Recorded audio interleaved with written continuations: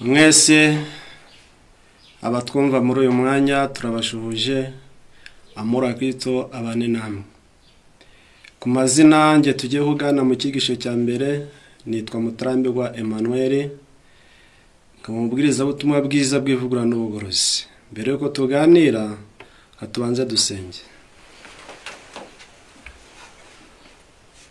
Turagushimye mubyeyi wacu dukunda, tugushimira uburinzi bwawe bwanye natwe minsi nyuma y'amaso yacu, ukaba twemereye ko dukandagira muri gitondo cy'isabato turyumeye kwa bazima uhabwa icyubahiro.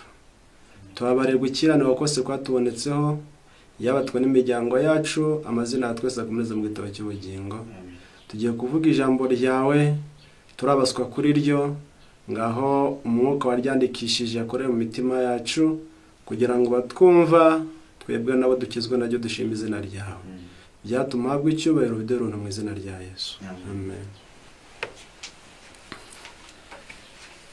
Tugiye kuganira ijambo ry'Imana muri uyu mwanya tugezemo, ku jambo rifite insanganyamatsiko itubwira ngo kuba umukristo bimariye iki abandi.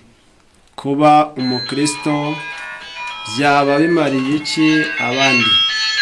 Kuko abantu benshi muri iyi minsi turimo bitwa abakristo, isi turimo ni isi Kristo, aho ushobora kubwira umuntu ko ari umupagani mukabipfa, byaba ngombwa gutangira ikirego imbere y'amategeko, mukaburana akagutsinda ashingiye ku ngingo ebyiri, afite idini yayobotse asengeramo. Uretse n'ibyo yongerewe izina kuri ry'ababyeyi bamuhaye, yitwa Angelique se, Emmanuel se, Speciose n'andi mazina muzi abantu bahabwa. Ibyo akaba yabyifashisha ugatsindwa kuko afite ibihamya by'ibigaragara. Ariko ibyo ntabwo bitumye isi ibona amahoro, kandi isi iramutse abayituye bose abaye abakristo yaba paradiso. Impamvu ni iyihe rero abantu bitwa abakristo ndetse bakaba bafite n'ibihamya byinshi bigaragaza ko ari abakristo ariko isi ikabura amahoro? Mu gitabo cyitwa Inama ku babyeyi, abarezi n'abanyeshuri, ni paji ya 449, haranditse ngo turi kure y'aho twakagombye kuba mu bunararibonye bwacu bwa gikristo. Twarakererewe cyane mu gutanga ubuhamya tugomba gutanga bukomotse ku minwa yejejwe. Ndetse n'igihe babaga bari ku meza bafungura, Kristo yahigishirizaga ukuri kwakomezaga imitima yabaga bamuteza amatwi, kukayitera ubunyangamugayo cyangwa se akanyabugabo. Igihe urukundo rwe ruri muri twe nk'ihame rizima, mu bubiko bw'umutima hadudubizamo amagambo akwiriye n'igihe, atari amagambo yamanjwe kandi y'ubupfu, ahubwo ari amagambo azahura abantu yuzuye imbaraga y'iby'umwuka.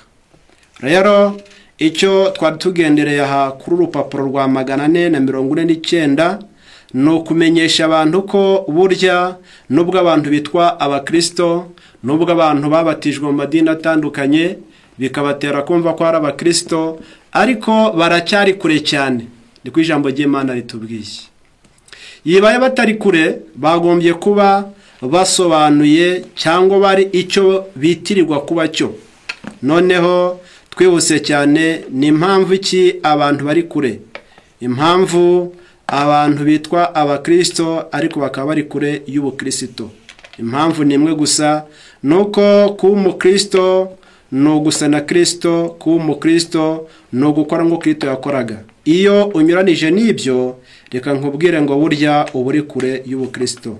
None se ubukristo bukenewe ni ubuhe, cyangwa se ubukristo ni iki? Turasoma mu gitabo cyitwa Ibyaduka byo mu minsi y'imperuka, paje yaho 193.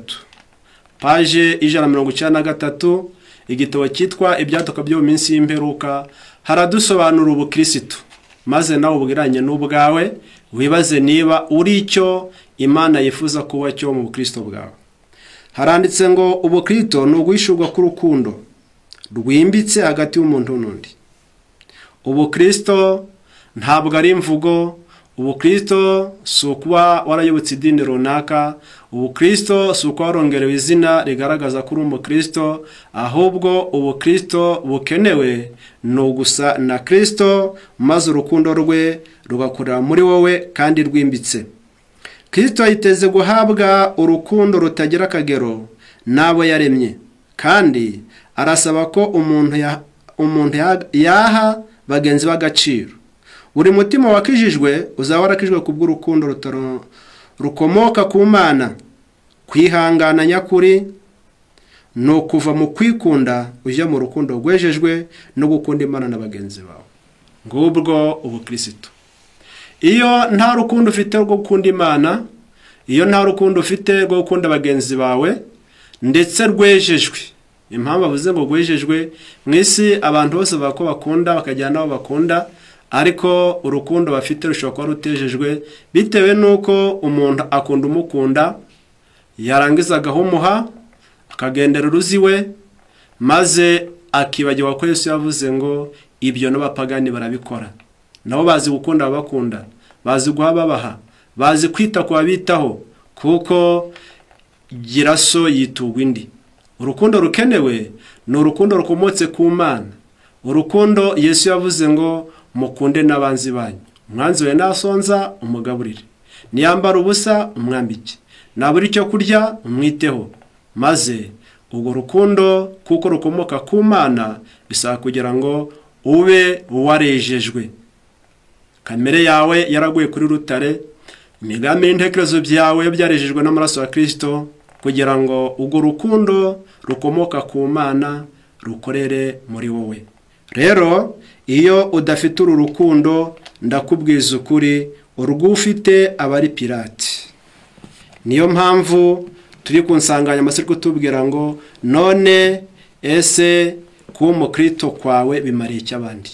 Iyo uri umukristo, mu muryango ntibakuboneho inyungu, abaturanyi ntibakuboneho inyungu, reka nkubwire ngo n'ubundi ubukristo bwawe nta gaciro buba bufite.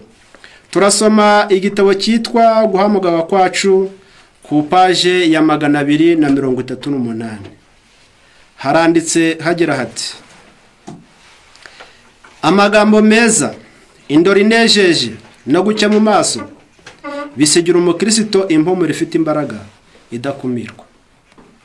Burya ntabwo umukristo umunzana azapimirwaho ari ukuba abarizwa mu rusengero runaka, si rya zina nababwiye yabatijwe, ahubwo umunzani upima umukristo, uwo munzani uhera mu ndoro, uwo munzani ukareba gucya ko mu maso. Noneho baravuze ngo ibyo bisigira impumuro ifite imbaraga idakumirwa, bisigira umukristo impumuro ifite imbaraga kandi idakumirwa.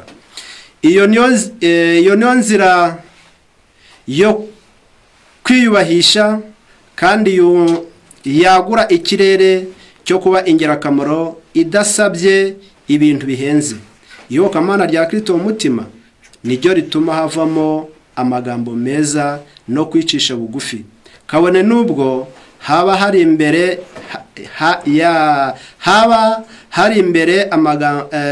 imbere y'abafite imibereho yoroheje cyane. Umuntu w'igihwaho ushakisha amakosa ku bandi kandi utwaza igitugu si umukristo, kuko umukristo ari ugusa na Kristo. Burya umukristo aho apimirwa ni mu mico isa na Kristo, ariko baratubwiye ngo uhereye mu ndoro, uhereye mu guca ko mu maso, burya upe mu bukristo aba yamaze kuwubona. Niyo mpamvu Yesu we agiye gushiraho umurongo utandukanya abitwa abakristo n'ababyitirira, yaravuze ngo burya mureke bavuge, mureke bitwe, ariko muzamenyera ku mbuto zabo.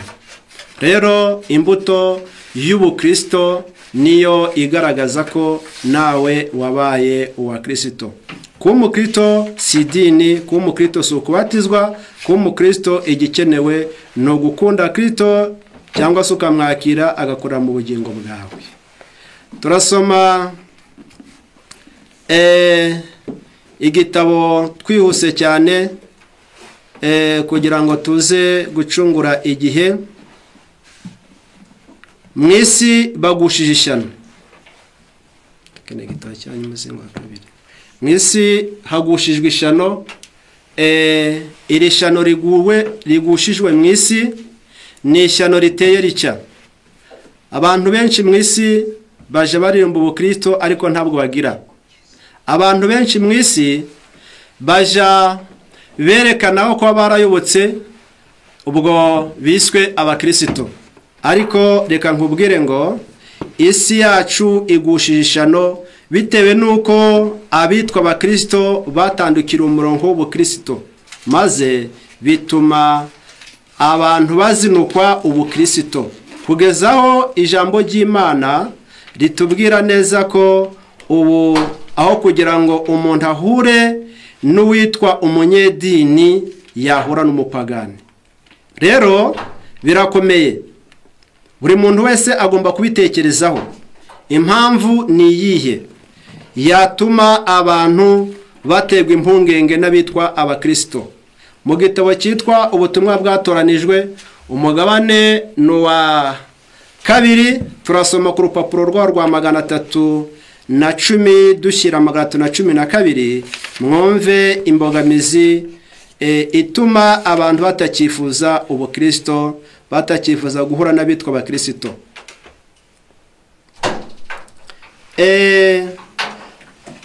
Ndasoma kugira ngo ncungure igihe 312 gusa. Hari ijambo rivuze ngo abantu bakira ukuri mu magambo gusa, bagufatisha imitwe y'intoki. Abantu batinjije amahame yako mu ngoro y'umutima, ahubwo bagashyira ukuri guhesha ubugingo inyuma y'ingoro. Abo bantu nta kintu bazabona gitunganye kiri mu mateka yashize y'ubu bwoko. Ikintu cyatumye icyo bari cyo kandi cyabukomeje bukaba abakozi bavuga ubutumwa mu isi b'abanyamwete kandi bamaramaje. Noneho igitumye ubukristo bwo mu minsi y'imperuka wa Pilate nuko abantu benshi babwakiriye ku munwa, abandi bawufatisha imitwe y'intoki. Ubwo mu mivugire rwose hari n'abazi kwivuga neza bakerekana ko ari abakristo, ariko imbuto zo kwera ubukristo ntazo bagira. Abandi bafashije imitwe y'intoki, ubwo baramutse abona ikigeragezo cyoreje cyane ubukristo bwagwa bagasigara bagaze uko bari basanzwe bari. Kubw'iyo mpamvu bitumye isi ihura n'irishano. Tugiye gusoma mu gitabo cy'Abahamya umuzingo wa 2, ipaje yaho ni ipaje y'191. 191 igitabo cy'Abahamya umuzingo wa 2. Ndasoma mbere mu hagati kugira ngo ncungure igihe. Baranditse ngo byabera byiza bisi kutigera na rimwe bahura n'umuntu uvuga ko ari umunyedini kandi ko ari umukristo, nyamara ahakana imbaraga yo kwera. Byabera bisi byiza kudahura n'umuntu uvuga ko ari umunyedini ndetse w'umukristo. Impamvu se yaba ari yihe? Umupagani mu baturanyi ntiyoberanya, mu muryango baramuzi, aho akorera baramuzi, avuga uko ashaka, akagenda uko ashaka, atekereza uko ashaka, akora ibyo ashaka mu gihe ashakiye. Ntawamwibeshyaho. Ni umutukanyi arazwi, ni umusambanyi arazwi, ni umuhesi arazwi. Uwo ntacyo atwaye abantu, kuko umunyarwanda bavuze ngo ibere maze kumenyekana cyangwa se kugaragara ntigice isuka. Ariko akaga kwitwa umukristo ariyoberanya, agafata imbu zombi, yarangiza abantu bakamwibeshyaho bavuga kuba ari umukristo ko ntacyo atwaye, amahoro yarandamye. Ariko ibyo biteje ikibazo gikomeye cyane. Ndihuta cyane nsome igitabo cyitwa Guhamagara kwacu, twumve impamvu ari ikibazo gikomeye. Turasoma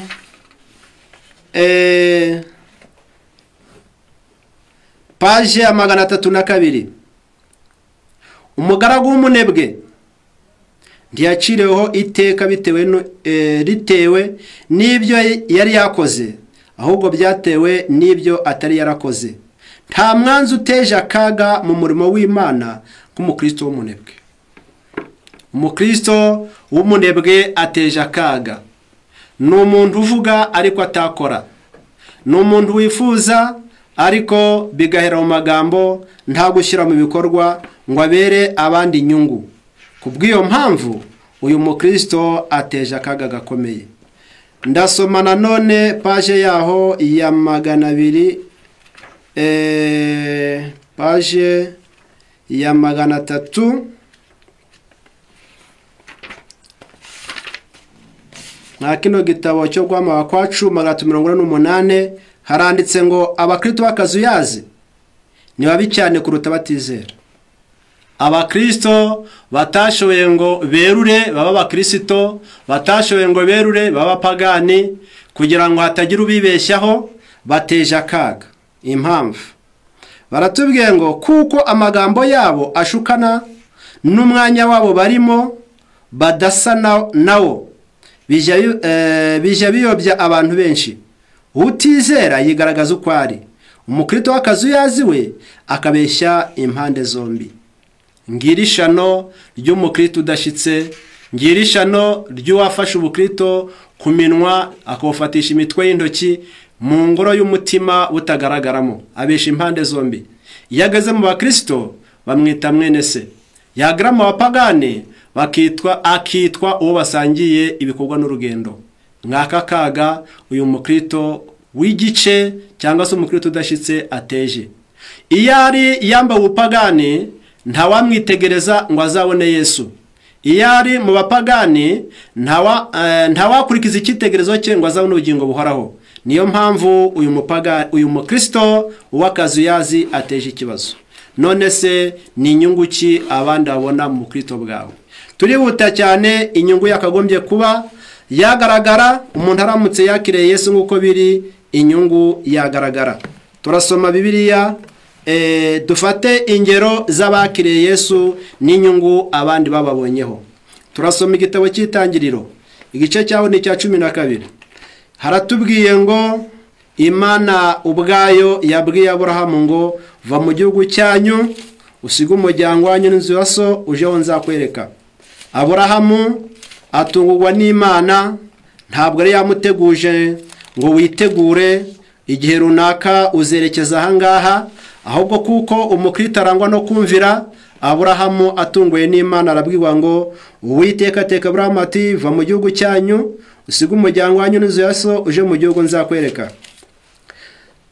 Nzaguhindura ubwoko bukomeye, nzaguha umugisha, nzogeza izina ryawe ube umugisha, kandi nzaha umugisha kwifuriza umugisha, kandi uzakuvuma nzamuvuma, kandi muri wowe nimwo imiryango yose yo mu isi izahererwa umugisha. Muri aya magambo ntabwo se turi buze kuyasesengura, ahubwo turita ku magambo makeya cyane, aho Aburahamu abwiwe ngo nzaguha umugisha, nyuma yo guha umugisha nzogeza izina ryawe mu mahanga. Ayo niyo magambo ndibuze gusobanura muri iyi mirongo. Aburahamu mbere yuko umugisha asezerana umugisha. Niyo mpamvu mbere yuko abantu bose bakorera Imana, Imana ibaha impano zo gukoreramo, kuko ntabwo ijija gusara hitabibye, ahubwo mbere yo kugira ikikubaza iguha urushoro, itanga impano zitandukanye. Rero muri zo mpano zitandukanye Aburahamu we arabwiye ngo Imana izamuha umugisha. Umugisha wo kwa Aburahamu wari umugisha wo kugira ubutunzi, wari umugisha ukomeye cyane, ariko abwirwa n'indi jambo rikomeye ngo nzakugira ubwoko bukomeye uzaba umugisha. Ayo magambo ndaza kuyasobanura muri ubu buryo nihuse. Ndahera ku jambo rivuze ngo nzakugira ubwoko bukomeye. Uyu Aburahamu byagaragaye ryari ko akomeye, byagaragaye ryari ko mu isi aho yaratuye akomeye. Igitabo cy'Itangiriro igice cyaho cya 14 hari amateka maremare cyane, ariko tubwira ngo Loti afatwa mpiri Aburahamu amurengera. Habaye intambara zitera aho Loti yaratuye i Sodomu. Abami baho baraneshwa, bamaze kuneshwa ibyaho biranyagwa, ndetse na Loti arimo. Bamaze kunyarwa, ndagira ngo mwumve neza agaciro k'umuntu wakiriye Kristo, uko aba agomba kugaragara. Uyu Loti unyazwe agafatwa mpiri, mu bigaragara hatarimo ubukristo, yanyazwe afitanye dosiye na Aburahamu, bitewe nuko ubwo Imana yamuhamagara ngo ave muri Uri y'Abakaludaya, uyu Aburahamu bageze mu gihugu cy'i Kanani ari kumwe na Loti, bashwanye bitewe n'ubutunzi bari bafite bw'ubworozi, maze Aburahamu aramubwira ati rero muntu w'Imana, twe gupfa ubusa kandi turabavandimwe, hitamo igihugu kiri imbere yawe. Nubwo igihugu cyari gifite isezerano rya Aburahamu yasezeraniwe n'Imana, ariko nk'umuntu w'umukristo yaje kugaragaza Kristo muri we, arangije ibyari bye, ibyo yari afite uburenganzira, atanga mu bundi burenganzira buvogera umunezero we cyangwa se uburenganzira bwe, awohereza Loti, aramubwira ati ngaho hitamo ahakubereye, nuhitamo kujya ibumoso njyewe ndajya iburyo, nuhitamo kujya iburyo njye ndajya ibumoso. Loti nawe kuko ubukristo bwe bwari kure, arangije aravuga ati burya rero ikinejeje umutima nubwo cyaba ari icya nyiracyo nanjye kirandyoheye, maze ahitamo ikibaya ashingiye ku kurumbuka kwacyo, ashingiye ku bwiza bw'ubwatsi bwabukirimo, arangije afata heza, Aburahamu asigarana habi. Aburahamu yataza kugira Imana yagombye kuvangwa awa, bitewe nuko umwanzi wanjye Imana iramporeye, none nawe aranyazwe. Ariko kuko yari afite Imana, yababajwe nuko mugenzi we, umwana we anyazwe, kandi yaramwakiriye umutima, arangije agaragaza gukomera ku butwari, kuko ijambo ry'Imana ritubwiye ngo nzaguhindura ubwoko bukomeye. Aburahamu aratabara. Turasoma ku murongo wa 11, banyaga ibintu by'i Sodomu n'i Gomora n'ibyo kujya byabo byose, baragenda na Loti bamufatirayo mpiri, umuhungu wabo wa Aburahamu wari utuye i Sodomu, banyaga ibintu bye barigendera. Haza umuntu umwe wacitse ku icumu, abibwira Aburahamu, umuheburayo yari atuye mu biti byitwa imyeroni bya Mamure, umwamori mwene se wa Ishikori na Aneri bari basezeranye na Aburahamu. Murongo wa 14, Aburahamu yumvise yuko mwene wabo yafashwe mpiri, atabarana n'umutwe we wigishijwe kugwana, bavukiye mu rugo rwe 318, barahaguruka bagera i Dani. Aburahamu n'abagaragu be bigabanyamo imitwe nijoro, barabatera, barabanesha, barabirukana, bagera i Hoba iri ibumoso bw'i Damasiko. Agarura iminyago yose na Loti mwene wabo n'ibye n'abagore be nabo n'abandi bantu. Ngaho mwumve isezerano ryo gukomera kwa Aburahamu aho ryashingiye. Yari afite umutwe watojwe gisirikare ugomba gutabaraho rukomeye. Baratubwiye ngo Loti amaze gufatwa mbere abaye umunyagano, arangije afata abatojwe ibijyanyiranye n'intambara abagabo 318, bagaba igitero batsinda abami bari barateye Sodomu bakanesha. Aburahamu amaze kubanesha agarura ibyari byanyazwe byose, Loti arimo n'abagore be n'abantu be ndetse ngo n'abandi bantu. Ubwo mubyumve neza, Loti ibyo yari yahemukiyeho Aburahamu ntiyabyituwe, ahubwo abona umugisha kuri Aburahamu nk'umuntu w'Imana kuko amugaruye n'ibye, ndetse n'abatuye Sodomu babonera inyungu kuri Aburahamu kuko agaruye abantu ndetse n'ibindi byari byanyazwe. Nimukurikirana hepfo yasanganiwe n'umutambyi ndetse bamwe bamusabira umugisha kuko yarakoze igikorwa cy'indashyikirwa. Rero inyungu umukristo akurwaho ntabwo ariyo yimariye, ahubwo ni icyamariye abandi. Ni ibikorwa byiza, n'amagambo y'ineza, no gukomeza abandi, no kubahumuriza. Ibyo nibyo nyungu abandi bakura ku bakiriye Kristo. Ndihuta cyane, si ibyo gusa. Ubwo nari nsobanuye ijambo rivuze ngo azaba ubwoko bukomeye, naha gukomera kwa Aburahamu kwashingiye ndetse n'ahandi ntari buze kurondora. None se ijambo rivuze ngo azaba umugisha ryo rije riti? Mu gice cy'itangiriro nanone turasomamo amagambo ku gice cyaho cya 18, igitabo cy'itangiriro turasoma mu gice cyaho cya 18, turasoma amagambo ndahera ku murongo wa mbere nihuse, ariko uwo ngende ni umurongo wa 6. Uwiteka abonekera Aburahamu kuri bya biti byitwa imyero n'ibya mamure, yari yicaye mu muryango w'ihema rye ku manywa y'ihangu. Yubura amaso abona abagabo 3 bahagaze imbere ye. Ababonye ava mu muryango w'ihema, arirukanka arabasanganira, yikubita hasi aravuga ati, databuja, niba nkugireho umugisha, ndakwinginze we kunyura ku mugaragu wawe, ahubwo bazane utuzi mwoga ibirenge, muruhuke. Bazana amazi mwoga ibirenge muruhuke munsi y'igiti, kandi nanjye mbazanira utwo kurya, mwice isari, mubone kugenda, ubwo muje ku mugaragu wanyu. Baramusubiza bati, ubigenze ukuvuze. Aburahamu ntabwo ari wa muntu wabonaga bishwe n'inzara ngo izimano riba amagambo. Ntabwo ari urababaje kandi atenda kumugoboka, atari kubuza ibyo kumugoboka.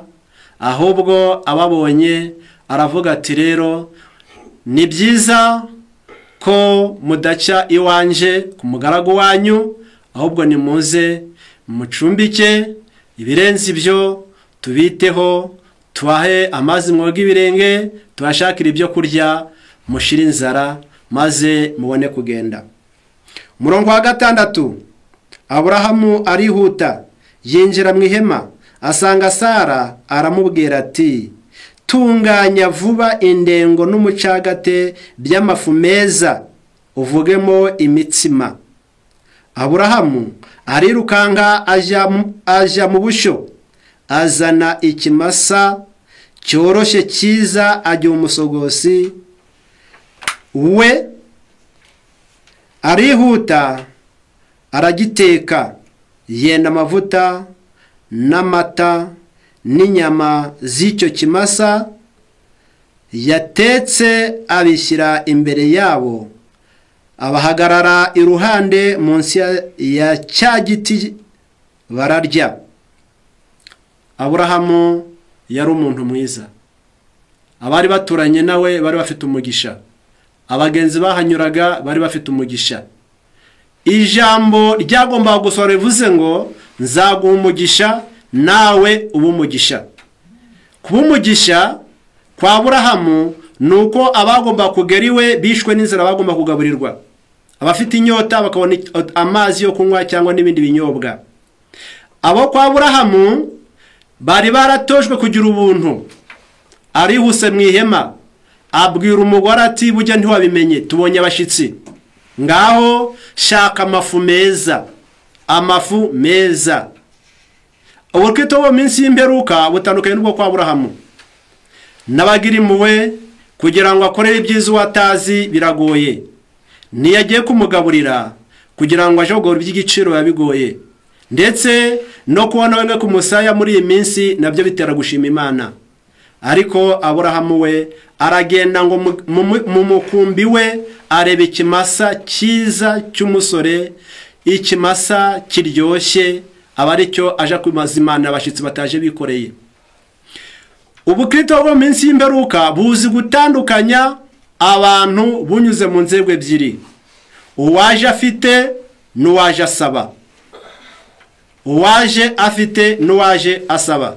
Ijambo ry'Imana ryatubwiye ngo umukristo ngo bwa mbere agaragarira mu ndoro no gucya ko mu maso. Amaso gaciye uwaje aje gufunguza atandukanye n'ayo uwaje yikoreye. Kubw'iyo mpamvu icyo gihe ugaragaje ikimenyetso cy'uko Kristo adatuye muri wowe. Iyo umuntu afite Kristo, abantu bose imbere ye barangana. Nta rubanura ku butoni ashingiye ku cyene wabo, nta rubanura ku butoni ashingiye ku bakorana muri sosiyete, nta rubanura ku butoni ashingiye ku nyungu zuzanye, ahubwo afata umuntu nk'aho ari umuntu akamwubahira kuko ari mu ishusho y'Imana, akamwitaho hakurikijwe amakene afite.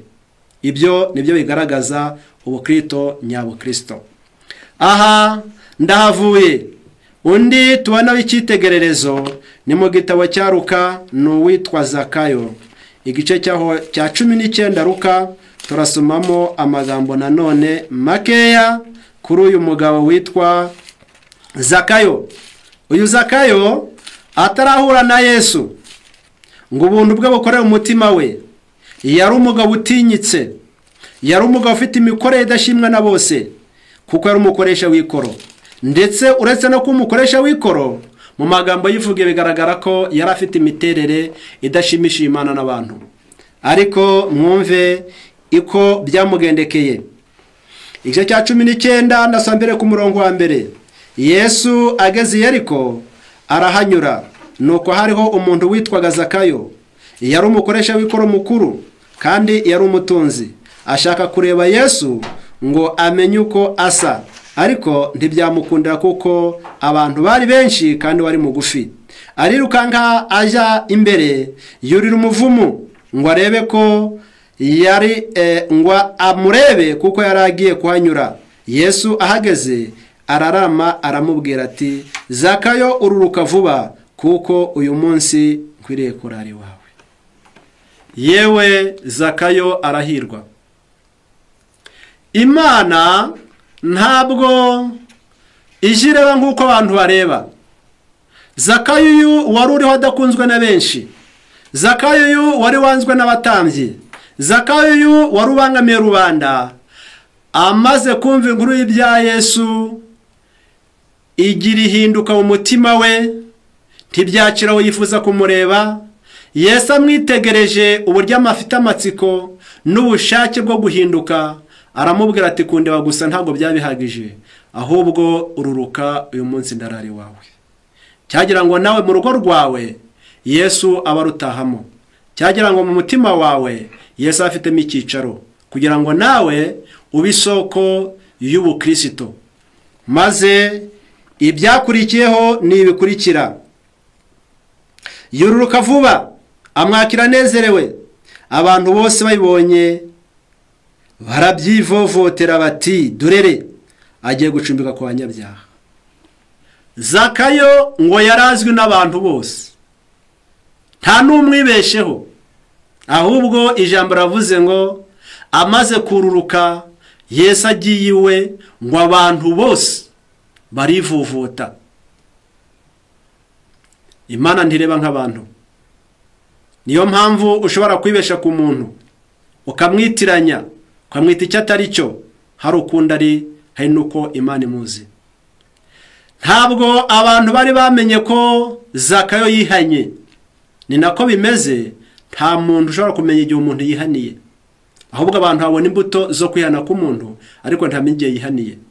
Maze Zakayo nawe kuko umwuka yaramaze kurondora umutima we, ntibyaciraho. Umurongo wa 8, maze Zakayo arahaguruka abwira umwami Yesu ati, dore databuja, umugabane wa kabiri w'ibintu byanjye ndawuha abakene, kandi umuntu wese nambuye ndamuriha 4.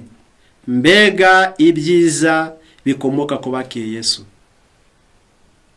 Bagira ihumure ryo mu mutima, baravunjirwa. Ahari urwango hagatura urukundo, ahari ubugugu hagatura kugira ubuntu, ahari ishyari hagatura umunezero, ahari ubwambuzi hagatura gukiranuka, uwimana agatanga. Niko bigendekeye Zakayo. Aravuga ati, databuja, nta rubanza rukwiye kubaho, nanjye ndabizi ko ndi mubi, ariko uyu munsi wa none ihinduka rigomba kuboneka mu mutima wanjye ndetse no mu bikorwa. Kimwe cya kabiri cy'ibyo ntunze ndagiha abakene. Yari intambara ikomeye cyane muri iyi minsi turimo, iterwa n'abakeya. Arangije aravuga ati si ibyo gusa, ahubwo n'uwo nambuye wese ndamuriha, kandi ntabwo ndibuze kumusubiza ibyo namwambiye gusa, ahubwo n'inyungu ziraboneka, ndakuba kane. Uyu yari yihanye mu by'ukuri abikuye ku mutima, yari yihanye abitewe n'umwuka w'Imana, urukundo rugurumana rwari rumaze kubona icyiciro mu mutima we, maze abo yari yambuye baranezerwa, baravuga bati burya Zakayo si Zakayo. Abakene bifuzaga n'uvungunyukira bwe ntawubone, aravuga ati noneho uyu munsi wa none uretse n'uvungunyukira murakira muhage, kuko aravuze ngo bibiri by'ibyo ntunze ndabiha abakene. Ngizo inyungu ziva mu wakire Kristo. Ariko reka mbabwire ko abantu benshi bitwa abakristo ariko badakwiye kwitwa iryo zina. Ni ibihamya umuzingo wa 3 urupapuro rwa 198 haranditse ngo hari abantu benshi bita abakristo ariko badakwiye kwitwa iryo zina, bitewe nuko imikorere yabo, imivugire yabo, cyerekezo cyabo gihabanye n'ubukristo. Ndihuta cyane nje ku mbogamizi. Hari imbogamizi mu bukristo zituma abantu bagaragaza Kristo uko atari, maze bigatuma n'abakunda iby'ubukristo mu by'ukuri babyanga bakabitera umugongo. Mu gitabo cyitwa Uburezi, urupapuro rwaho rw'171, Uburezi page 171, hari amagambo avuze ati: inkomyi ikomeye y'ubukristo muri iyi si ntabwo ari umunyabyaha ruhagwa cyangwa igicibwa, ahubwo ni umuntu ugaragara nk'umunyakuri, wubashwe, w'intungane, nyamara akagira icyaha yiziritseho n'ingeso mbi yashonyagije. Icyitegererezo cya bene uwo gihinduka imbaraga ikurira mu cyaha umutima wagwanaga n'ibishuko. Mbega umukristo udashyitse ujya ateje akaga. Baratubwiye ngo burya inkomyi mu bukristo ntabwo ari iy'abapagani, ahubwo inkomyi ikomeye ni umukristo abantu bibeshyaho bakavuga batari kuyu n'umukristo pe, bitewe nuko bamubona yishushanya. Yewe baravuze ngo icyamwangirije ni kimwe gusa, ni ingeso yashonyagije, cyangwa se icyaha yashonyagije n'ingeso mbi yashonyagije. Buri muntu wese asabwa kwisakasaka, akisuzuma, akamenya ngo mbese ubukristo bwanjye n'Imana, ubukristo bwanjye n'abantu buhagaze bute? Akamenya ngo mbese abantu banziho iki? Niba uzi ko bakuziho ibyiza ugakomeza, niba uzi ko hari ibyo upfa nabo, hari ibyo babangamiraho ukihana, kugira ngo babone uko bahimbaza Data wo mu ijuru. Rero icyaha umukristo yizirikaho, ingeso mbi ashonyagiza, jazibera imbogamizi ubukristo. Ni umugabo ububwiriza kandi wabwakiriye, ariko akaba umuhehesi. Abahehetaho bo bazamumenya, abo yishushanyaho ntibazamumenya, ariko aho yateye intambwe aheheta, mu by'ukuri bazabona ko ibyo avuga ari amagambo nta sano bifitanye n'ubukristo. Ndihuta ku nkomyi y'ubukristo, some urupapuro rwa 139, igitabo cyitwa Ivugabutumwa. Haranditse ngo abantu benshi bavuga ko ari abakristo batwawe n'amaganya y'isi, ku buryo batabona igihe cyo kwimenyereza ubutungane. Ngira ishano, ngiye imbogamizi ku bukristo. Yesu kuko yarazi ko kizagusha benshi, mu rwandiko yandikiye Petero igice cyaho cya 5 arangije aravuga ati muyikoreza amaganya yose kuko yita kuri mwe. Yarazi ko amaganya aja atera abantu kugaragaza Imana uko itari. Yari yarabanye na Petero aho amakene y'umubiri yamufashe akaja kuroba. Rero kubw'iyo mpamvu aratubwiye ngo abantu benshi bavuga ko ari abakristo batwawe amaganya y'isi, batwaye n'amaganya y'isi ku buryo batabona igihe cyo kwimenyereza ubutungane. Baganya nk'abandi, bifuza nk'abandi, baharanira iby'isi nk'abandi, bityo bagapfa ubusa n'ab'isi nk'abandi, kugeza aho umuntu witwa umukristo yaja mu isoko yagurisha ibiro 50 by'ibishimbo yabora mu giceri cya 50, abaremye isoko ryose bakabimenya. Kugeza aho umuntu yitwa umukristo aja mu isoko ajyanye inyanya nyamara zarangiritse akarobanura nziza akazishyira hejuru kugira ngo homisha amaso y'abantu ibwire ko byose ari byiza nyamara imbere byarangiritse. Reka nkubwire ngo ubwo bukristo nk'ubwo uteye ikibazo. Ntabwo wabona ko iyobokamana nyakuri ari ryo ry'ingenzi. Umuntu ashobora kugaragara ko nkaho yakiriye ukuri, ariko iyo atatsinze ibirango mico ye binyuranye n'imico ya Kristo, ayo mahoro akura. Umuntu ashobora kwitwa ko ari umukristo ariko imico ye ikabinyuranye n'ibiranga Kristo cyangwa se ibiranga umukristo. Baratubwiye ngo ibyo binyuranye n'imico ye, ibyo bigaragaza ko atakire Kristo, baravuze ngo bigeranywa n'amahwa kandi birakura. Ndakomeza hepfo baravuze ngo iyo ayo mahwa arakura agakomera maze akanega ubuntu bw'agaciro kenshi buva ku mwuka.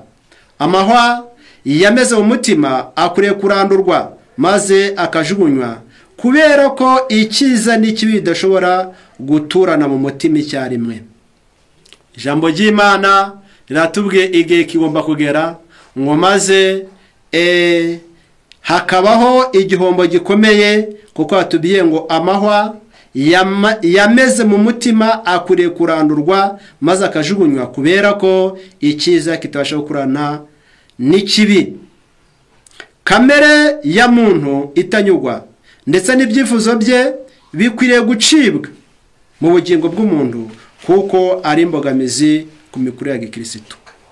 Kamere ya muntu itanyurwa, baravuze ngo ndetse n'ibyifuzo bye bikwiriye gucibwa mu bugingo bw'umuntu, kuko ari imbogamizi ku mikurire ya gikristo. Noneho iyo kamere yawe, iyo kamere itagondeka, iyo kamere ihoze imeze nk'umwana w'ikinege, bakoraho gatoya intambara zikavuka, bakosereza urugamba rukarema, aho umuntu witwa umukristo amatungo anyura ku bwe yashokora ku myaka yararumbye agashima Imana ko agiye gusarura, bitewe nuko agomba kuva ikiro kimwe acira 100. Reka nkubwire ngo ubugaragaje Kristo uko atari. Rero mureke tumenye ko igihe tugezemo tugomba kwera imbuto zikwiriye abihanye. Yesu yavuze ijambo rikomeye cyane, aravuga ati muri umucyo w'isi. Umudugudu ubatswe mpinga y'umusozi ntubasha kwihisha, ntabakongere zitabaza ngo ritwikirize intonga.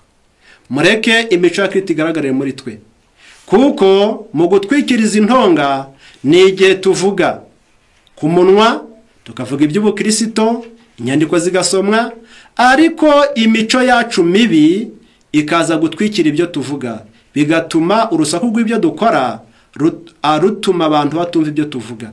Rero mureke gutwikiriza intonga. Arongera avuga ati muri umunyu w'isi. Umunyu w'isi ntabwo ari umunyu w'umuryango gusa, ahubwo ni umunyu w'isi, aho ugomba kugera mu muryango bakaryoherwa, mu baturanyi bakaryoherwa, ukora bakaryoherwa. Iyo bakubuza umunsi umwe cyangwa 2 babona ko hari igihombo, bitewe nuko uburyohe bwawe buba bwabuze muri bo, barangiza bakabazwa no kutakubona.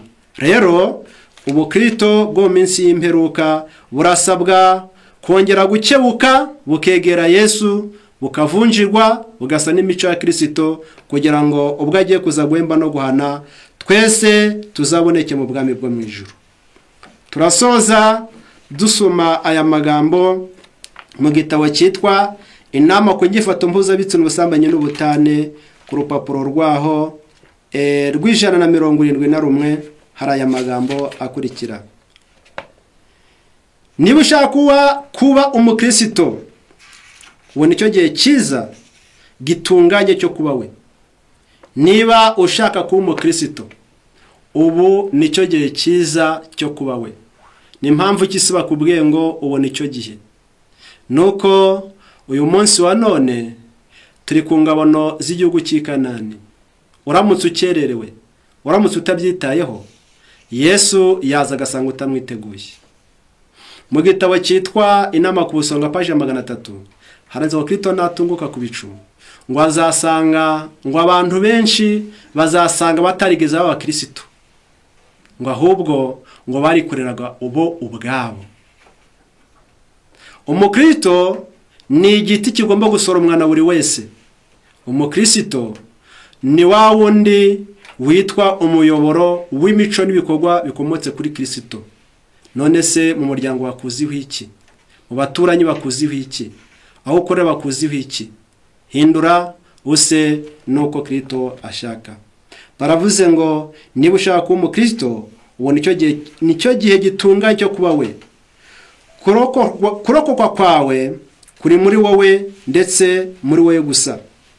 Ikinarije n'ubwibone, maze nibwo Kristo azaba muri wowe. Noneho inzira yo kuba umukristo, ijambo ry'Imana ratubwiye ngo hari ibigomba kubanza byacibwa muri wowe. Ni inarije niyo bahereyeho, ica inarije, wice ubwibone, nibwo Kristo azaba muri wowe. Nibitaba bityo, icyaha kizakugira imbata. Ukwiriye gucisha bugufi umutima wawe imbere y'Imana. Noneho nibwo umwami azakugirira ibambe agukize. Igihe kirageze cyo kugira ngo ube umukristo nyakuri. Igihe kirageze kugira ngo ube umukristo nyakuri. Ikibaye mu isi cy'ingume ni umukristo, kuko ijambo ry'Imana tubwira ngo mukwite hirya no hino muriye ko mwabona umuntu. Uyu muntu uvuzwe ntabwo ari uyu mubona ufite impagarike igaragara, ahubwo umuntu uvuzwe ni uwo Kristo akoreramo. Baravuze ngo ni ukora ibitunganye, akavuga iby'ukuri ko biri mu mutima, kandi uwo nuzaturaheraho mu ijuru. Ngaho Imana itanga itimana, Imana iyo nyir'ubutungane, nyir'imico n'ingeso nziza. Mureke tuyirarikire kugira ngo iture mu mitima yacu, idushoboze ibidutsinda, kugira ngo aho twanyuze tuzambya tukerekana Imana nabi, natwe tuhanyure dukosora, kugira ngo Kristo agaragare mu mitima yacu, tube impumuriza n'ubugingo mu izina rya Yesu.